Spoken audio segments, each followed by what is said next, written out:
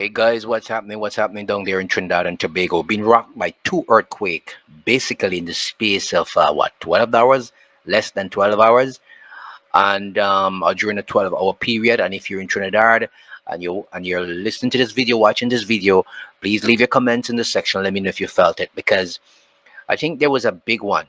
That 5.5 was, I think, did some shaking, a little bit of shaking based on the reports I'm getting from persons via WhatsApp, but no damage. But let's go through them. This is a 3.8, of course, and this happened last night. It was crazy. I mean, I really wanted to come on last night to talk about it, but I was often busy with something else. But this right here is a 3.8, and you see where it's occurring. If you notice, all of the earthquakes that have been occurring over the last year or so have been occurring in this region, basically around this point. They've been small or they've been large, but they've been occurring around this point. And we spoke about Trinidad and its issue with earthquakes and where it lies in a previous video done last year. But let's go through this one. This is 3.8, and this one was around 10:08 p.m. Many of you may have just been retiring to bed, and some people may have still been up. Some may have been sleeping already. But this is 10:08 p.m., 3.8. And if you're in Port of Spain, you may have felt this one. If you were up Arima, San Fernando as well in Trinidad. And this is the distance from where it occurred, the center occurred. So if you're living in these regions, you will tend to feel it. Again, that's 10:08 p.m. And again, I want to show you these earthquakes are occurring in a specific location all of the time. We have to be very, very, very mindful. I may have to go back and refresh your memory as to why they're occurring on that boundary plate right there. Let's take another one. This is the one that I think a lot of people messaged me about. This one was pretty huge. 5.5 on the Richter scale. You may say, well, oh, that's nothing. But this is a huge one. This is a huge one. And if you notice, it's occurring in the same place. It's just bigger. It's just bigger. That's all. And so this one occurred at what time? 8:41 p.m., which of course was earlier than the smaller one. 8:41 p.m. So many of you would have been up. And this is 5.5. So again, we have Port of Spain, we have Arima, we have Carapano in Venezuela. And if you have any of my Venezuelan friends on board, you can comment on that. But like I said, Port of Spain again is in the mix.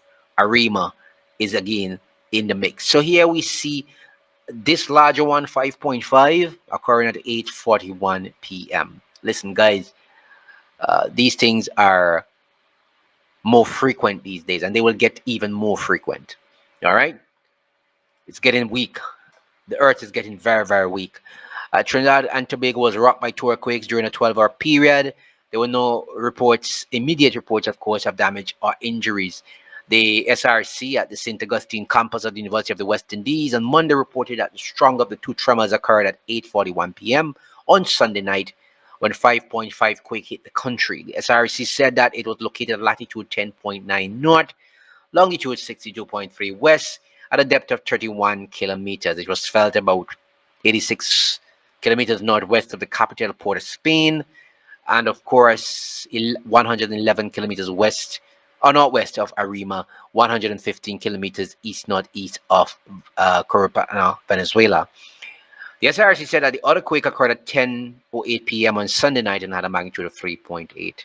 Of course, that was felt northeast or northwest of Port of Spain, northwest of Arima, and northwest of San Fernando. So this is the one that was felt all across Trinidad, basically portions of Trinidad and Tobago. Guys, take notice, and while you cannot predict earthquakes as to when they will occur, and I think this is one of the things about them, you don't know when they will be occurring. One of the things I do know is that there are things that you can do when they are occurring to protect yourself and what you can do after, because sometimes if there's a large one, of course there'll be tremors and more than one too, and you have to know what to do during that period in time. I know back in I think it's somewhere in Argentina, they had an earthquake there. My friend, he had to stand up in the doorway, that ledge where the door frame cuts out there. He had to stand up under that ledge right there because that's where the beam ran across. It was much stronger than different parts of the house.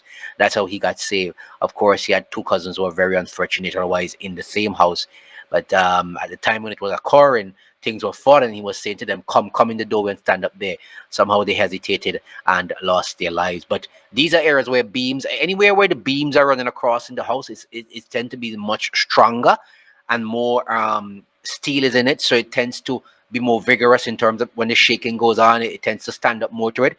So if you stand under the beam, more persons I know would have done that, have been very, very lucky to escape an earthquake, death during an earthquake, if it's a terrible one. So guys, remember to like, share, and subscribe to the content.